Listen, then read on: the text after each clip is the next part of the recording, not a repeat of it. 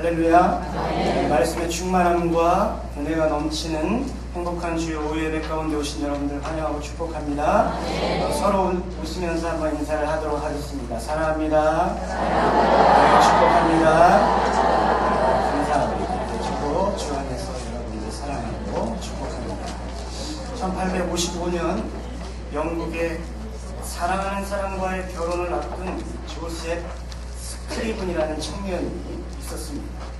그런데 여행을 다녀오던 이 조셉의 연인이 탄 배가 침몰되어 결혼식 전날에 신부가 죽어버렸습니다. 행복한 결혼식 날에 사랑하는 사람의 장례를 치른 청년은 큰 시리에 빠졌고 하나님에 대한 믿음마저 의심하기 시작했습니다. 조셉은 모든 일을 다 정리한 후에 자신의 고향으로 돌아가 무기력한 나날들을 보냈습니다. 그러나 그런 생활 가운데 차츰 하나님에 대한 신뢰가 회복되었고 다시 기도를 하면서 말씀을 묵상하게 되었습니다. 그리고 조셉은 아주 중요한 사실 한 가지를 깨닫게 되었습니다. 하나님께서도 나를 위해 독생자를 보내주셨고 아들을 이루셨다. 나도 오직 믿음으로 이 상처를 극복해야 한다.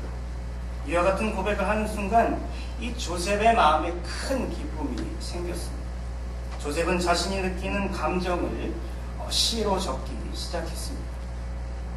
근심 걱정, 무거운 짐, 아니 진짜 누군가, 피난처는 우리 예수 주께 기도드리세요. 절망 가운데서도 이 조셉 스크리븐은 오직 믿음으로 이 찬송을 만들어낸 것입니다. 신학자 버나드도 이 조셉 스크리븐처럼 인생에 어려움이 생길 때마다 주님께 이렇게 기도했습니다. 주님은 지금 어디에 계십니까? 제가 무엇을 잘못했는지 모르겠습니다. 왜 저를 피해 숨으십니까? 이제 기도하기도 지쳤습니다. 응답이 없기 때문입니다. 하지만 그럼에도 저는 계속 기도하며 계속 기다릴 것입니다. 왜냐하면 주님밖에는 제가 달리 갈 곳이 없기 때문입니다. 그렇습니다. 사랑하는 성도 여러분, 정말 인생의 모든 어려운 상황 가운데서도 참으로 내가 붙잡아야 할 것은 믿음밖에 없습니다. 믿음밖에는 달리 갈 길이 없음을 고백하시는 놀라운 축복이 있기를 바랍니다. 그렇습니다. 여러분, 바로 이 믿음이라는 것이 무엇인가에 관하여 구체적으로 말하기 위해서 우리는 이 종교개혁의 선구자 마르틴 루터에 대해서 말을 좀 해야 할 것 같습니다. 1519년 마르틴 루터는 독일 비텐베르크 성당 앞에 95개조 방방문을 명시하였습니다. 그리고 바로 거기서부터 종교개혁의 불씨는 타올랐고 이 마르틴 루터부터 시작된 개신교 종교개혁의 근본 사상은 크게 세 가지라고 보면 되십니다. 그것은 솔라 스크립투라, 오직 성경으로, 솔라 그라치아, 오직 은혜로, 솔라 피데, 오직 믿음으로. 그리고 그중 유독 이 솔라 피데, 하나님을 의지하는 이 오직 믿음으로라는 정신을 붙들고 종교 개혁자들, 또 많은 신앙의 선진들이 실제로 주어진 모든 삶을, 모든 고난을 다 이겨내면서 개신교를 세웠던 것입니다. 이렇게 많은 믿음의 선진들은 오직 믿음으로 신앙의 싸움들에서 이겼고, 오직 믿음으로 세상에서 승리했습니다. 오직 믿음으로 나아가 하나님의 많은 복을 받았습니다. 그렇습니다. 그래서 정말 이렇게 오직 믿음으로 사는 것은 참으로 우리 성도님들에게는 중요한 일인 것입니다. 그런 이유에서 오늘 우리도 그렇다면 오직 믿음으로 사는 것은 어떤 것인지, 오직 믿음으로 사는 것은 무엇인지 본문을 통하여 나누어 볼 것입니다. 그렇습니다. 우리 성도님들 특별히 무엇보다 믿음의 복을 받으시기를 바랍니다. 참으로 마음 깊은 곳으로부터 생겨나는 하나님을 향한 그 믿음의 복이 있으시길 원합니다. 그래서 정말 어떤 현실 가운데서도 오직 믿음으로 승리하는 귀한 여러분들의 삶이 되시기를 축복합니다. 이렇게 성도의 삶에 오직 믿음으로 나아가는 이 싸움은 오늘 본문에 등장하는 성경에서 유명했던 사람, 위대했던 사람 여호수아에게도 당연히 요구되고 있습니다. 우리 함께 한번 1절부터 3절까지 한번 같이 한번 읽어보도록 하겠습니다. 하소랑 야빈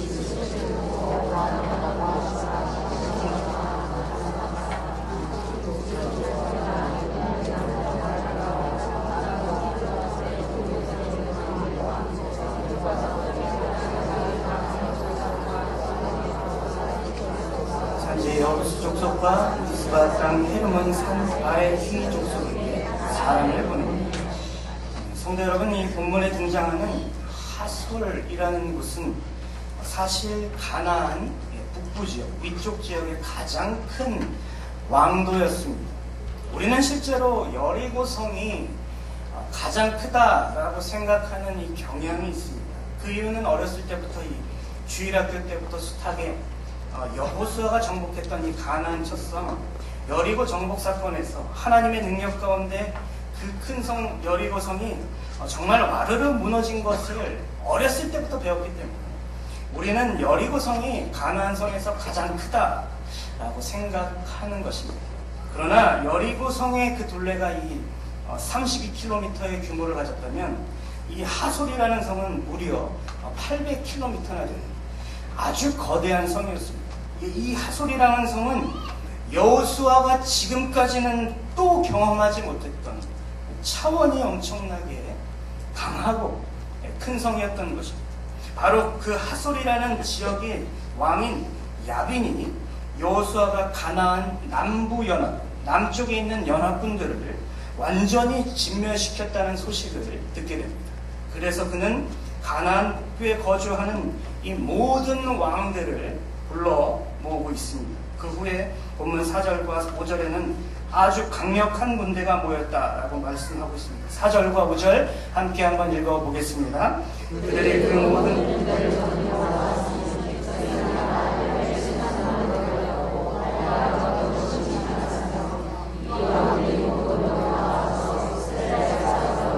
베로물가에 함께 진출하다. 정말 이 여호수아의 명성이 대단하긴 대단했었나 봅니다. 가나안 북부에 원래 좀 북부에 사는 사람들이 싸움을 잘하고 그렇죠. 북부에 사는 이 무시무시한 족속의 왕들이 다 출전한 것입니다. 훗날 이 유대 역사가였던 이 요세푸스는 이 당시 모였던 이 가나안 북부 연합군 군대 수를 보병은 한 30만 명, 기병은 1만 명, 병거는 한 2만 대 정도가 라고 추정하였습니다. 잘 훈련된 이 마치 맹수와 같은 가나안의 지형에서도 가장 험준한 지형에 사는 군인들이 해변의 모래와 같이 수십만 명 모인 것입니다. 이런 상황이라면 여러분이 여호수아라면 어떻겠습니까? 그동안 가나안 남부연합군과 힘겹게 전쟁했습니다. 물론 여리고성이 하나님의 능력으로 이스라엘 백성이 함성만으로 무너졌고 아얄론 골짜기에 태양이 중천에 머물렀던 것처럼 기적도 많이 보았습니다. 그러나 지금 맞닥뜨린 현실은 더욱 좋지 않습니다. 적들은 더욱 강해졌고 용맹스러워졌고 더욱 많아졌습니다. 이제 이스라엘 군사들도 좀 쉬어야 하는데 지쳤는데 이전보다 더 격렬한 전쟁을 수행해야 하는 것입니다. 바로 이런 상황에 하나님께서는 그러면 오직 믿음으로 사는 법을 세 가지로 여호수아에게 말씀하시고 계시는 것입니다. 그렇습니다. 우리가 이 말씀을, 이 명령을 마음으로 받아야 하겠습니다. 이 믿음의 원리를 배워야 하겠습니다. 그리고 이 믿음대로 살아야 하겠습니다. 그러면 본문에서 하나님께서 여호수아에게 가르쳐주는 오직 믿음으로 사는 것은 무엇입니까? 첫 번째로 오직 믿음으로 사는 것은 두려워하지 않는 것입니다. 사랑하는 여러분, 하나님 외에는 두려워하지 마시기를 부탁을 드립니다. 세상을 두려워하지 마시기 바랍니다. 환경을 두려워하지 마시기 바랍니다. 사람을 두려워하지 마시기 바랍니다. 오늘 하나님께서 6절에 말씀하십니다. 제가 읽도록 하겠습니다. 여호와께서 여호수아에게 이르시되 그들로 말미암아 두려워하지 말라. 아멘. 수많은 군대를 두려워하지 말라는 것입니다. 그들의 강함을 두려워하지 말라는 것입니다. 성도 여러분, 이것이 참 믿음입니다. 두려워하지 않는 것이 참 믿음인 것입니다. 많은 심리학자들이 실제로 오늘날의 시대를 불안의 시대, 염려의 시대, 두려움의 시대다라고 말합니다. 왜 그럴까요? 일단 지구가 환경적으로 격변이 매우 심합니다. 당장 내일을 장담할 수가 없습니다. 그리고 각종 내전과 테러 또한 전쟁의 불씨는 도처에 도사리고 있습니다. 거기에 경제적 붕괴는 늘 우리를 위협하고 있고 차마 입에 담지 못할 이 강력한 범죄가 실제로 일어나기도 합니다. 그래서 오늘날의 시대가 두려움의 시대라고 학자들이 말합니다.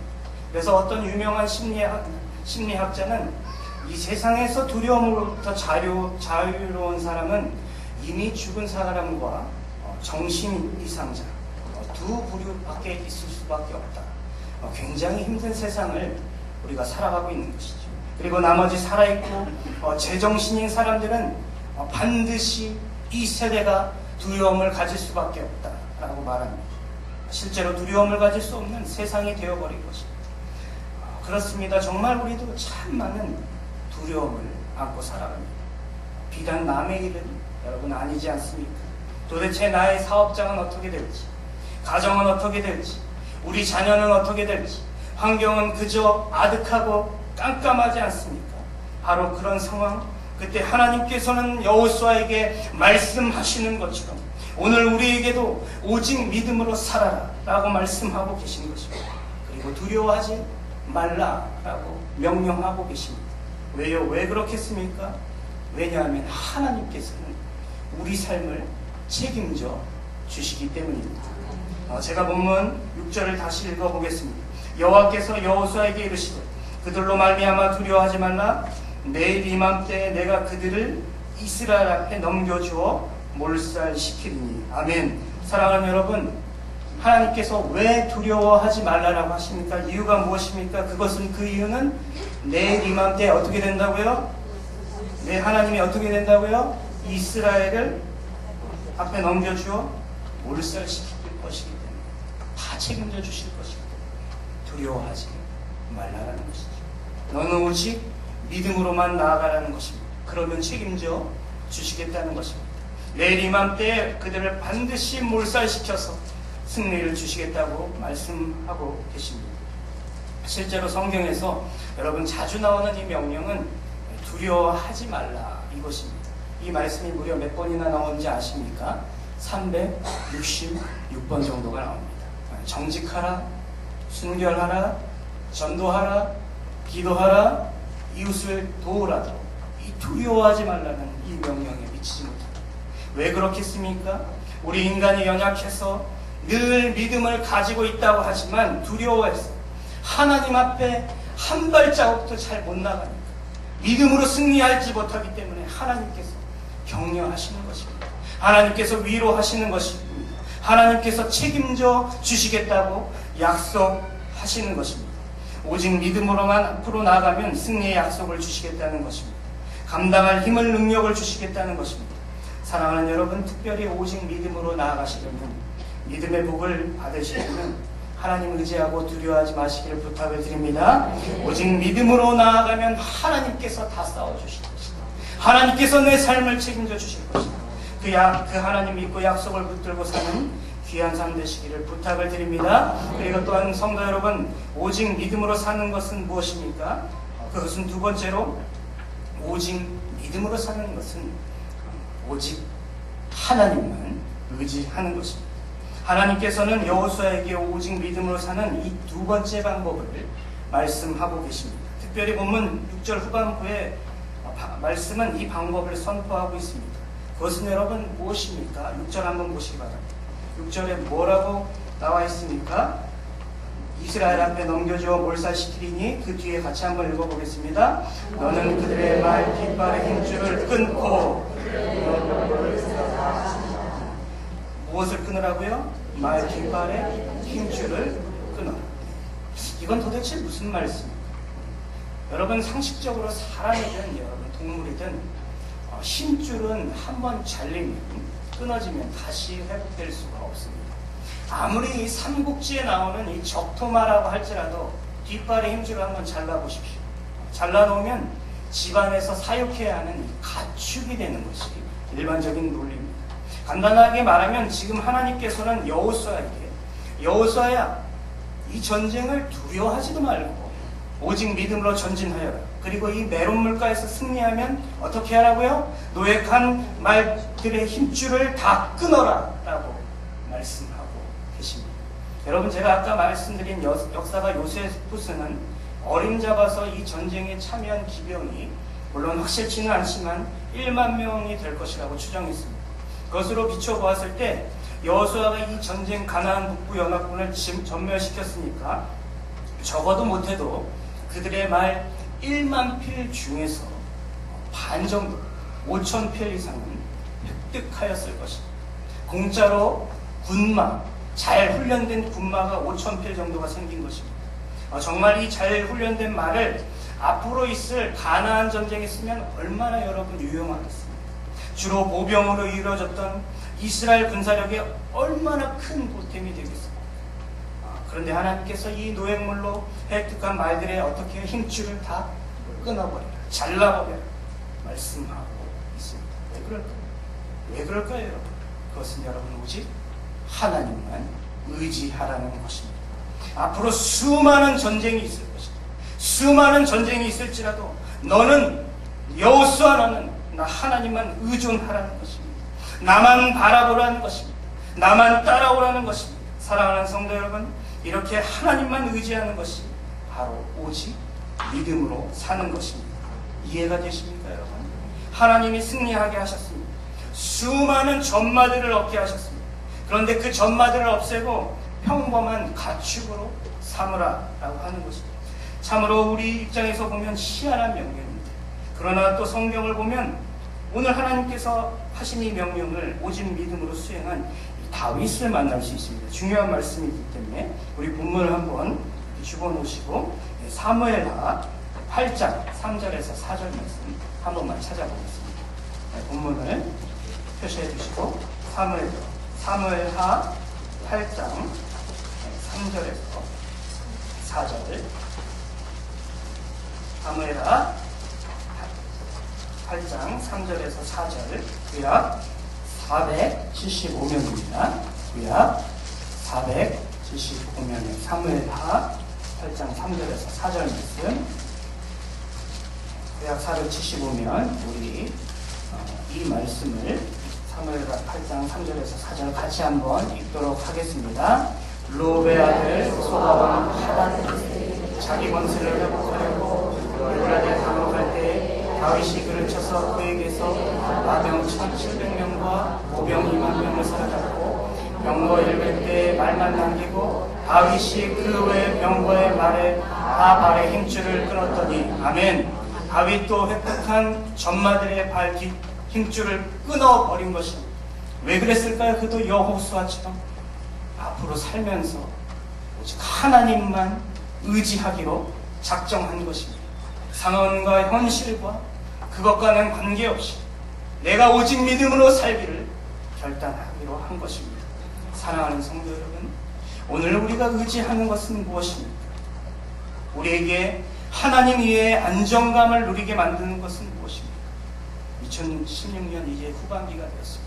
2016년 후반기에는 여호수아가 그리고 다윗이 말 뒷줄의 힘줄을 끊어버린 것처럼 우리가 현재 의지하고 있는 것을 다 끊어버리시기를 주님의 이름으로 부탁을 드립니다. 그렇게 하나님만 의지하면 역사하실 것입니다. 하나님의 도움을 받게 될 것입니다. 하나님의 복을 받게 될 것입니다. 기적을 경험하게 될 것입니다. 이렇게 오직 믿음으로 하나님만 의지하여서 복을 받게 되는 놀라운 여러분들 되시기를 주님의 이름으로 부탁을 드립니다. 그리고 여기에 더해서 여러분 오직 믿음으로 사는 것은 무엇입니까? 그것은 세 번째로 오직 믿음으로 사는 것은 오직 하나님 방식대로 사는 것입니다. 하나님께서는 본문 6절을 통해서 다시 여호수아에게 오직 믿음으로 사는 세 번째 방법을 말씀하고 계십니다. 우리 6절 11장 여호수아 11장 6절 말씀 다 같이 다시 한번 읽도록 하겠습니다. 시작. 여호와께서 여호수아에게 이르시되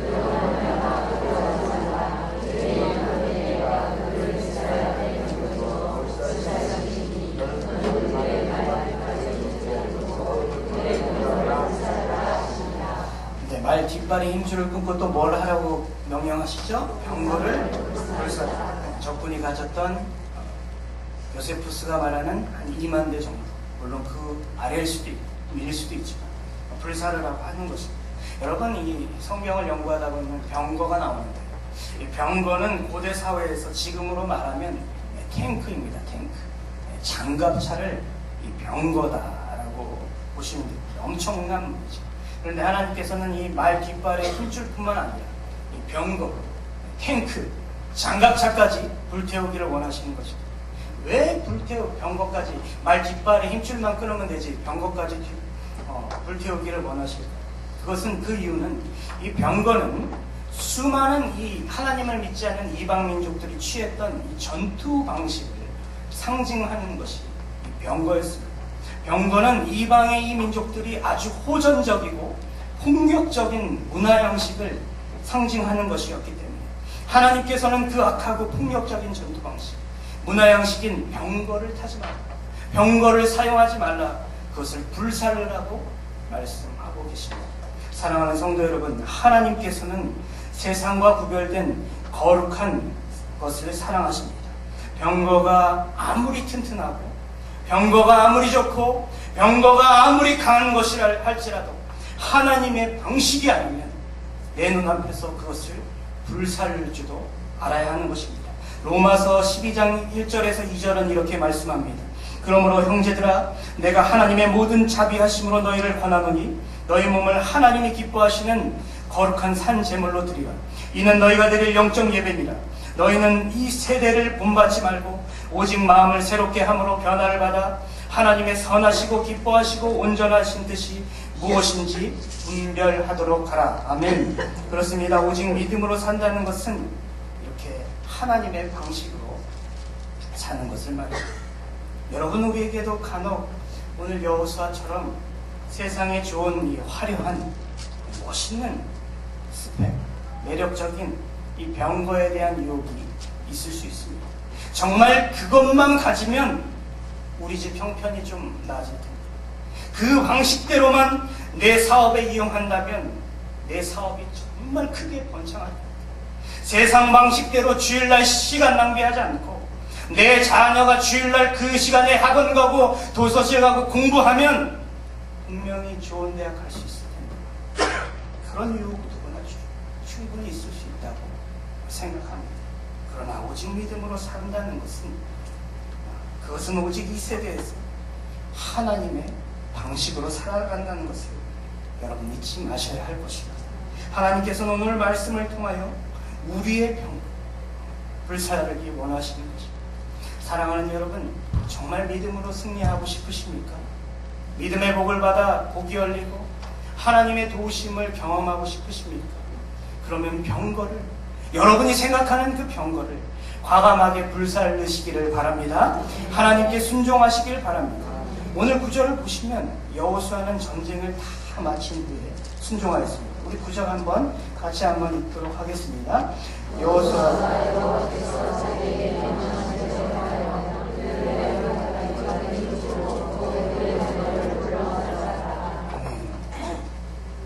구절을 보시면 순종하였는데 노획된 말 깃발의 힘줄을 끊고 병거도 불살라 버렸습니다.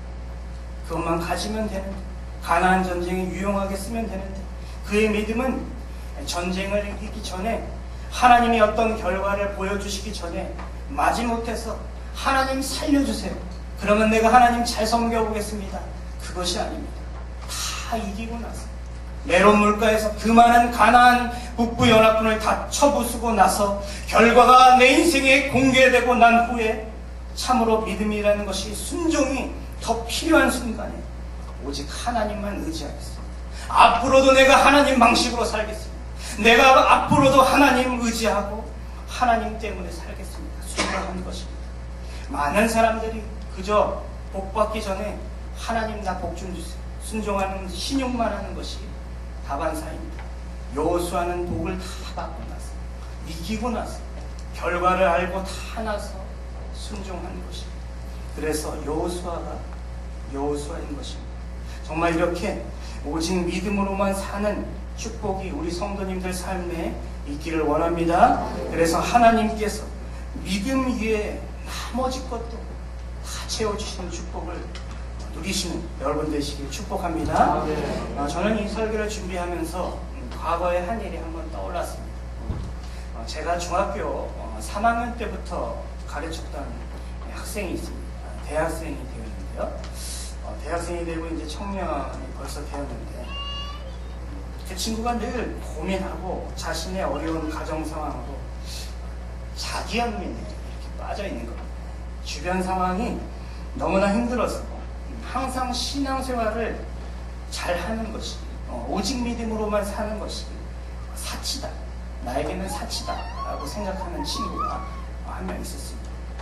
그럴 때마다 제가 그 친구에게 아주 강조해서 반복해서 상담했던 것은 누구누구야 너 하나님의 길이 너의 길보다 크고 너의 길보다 높고 하나님의 시간이 내가 생각하는 것보다 훨씬 빠르다.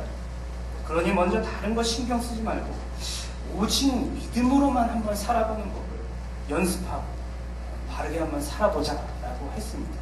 그런데 그 나중에 친구한테 이렇게 들어보니까 제가 그런 조언을 하면 할수록 그 청년이 상처를 참 많이 받았다고 합니다.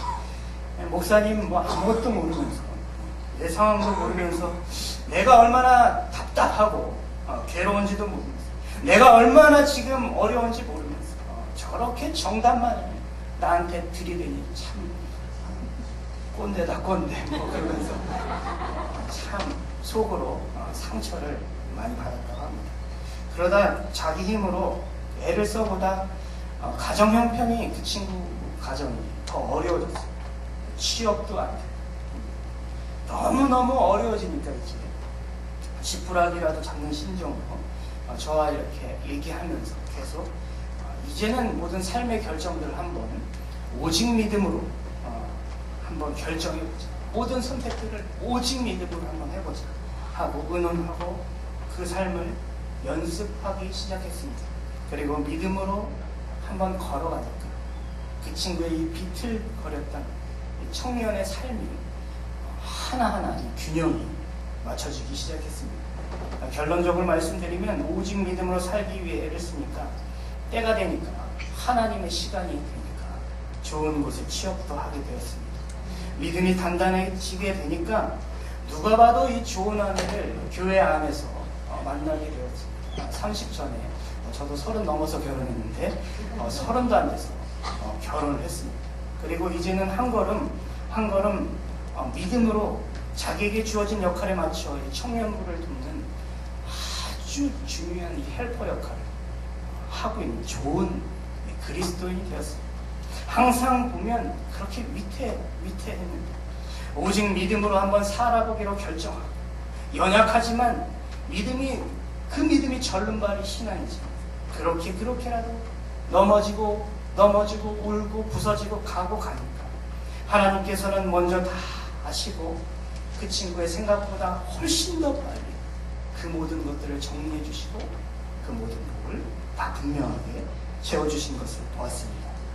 사랑하는 성도 여러분, 그렇습니다. 오직 믿음으로만 사시는 그 복을 받게 되기를 축복합니다. 두려워하지 마시기 바랍니다.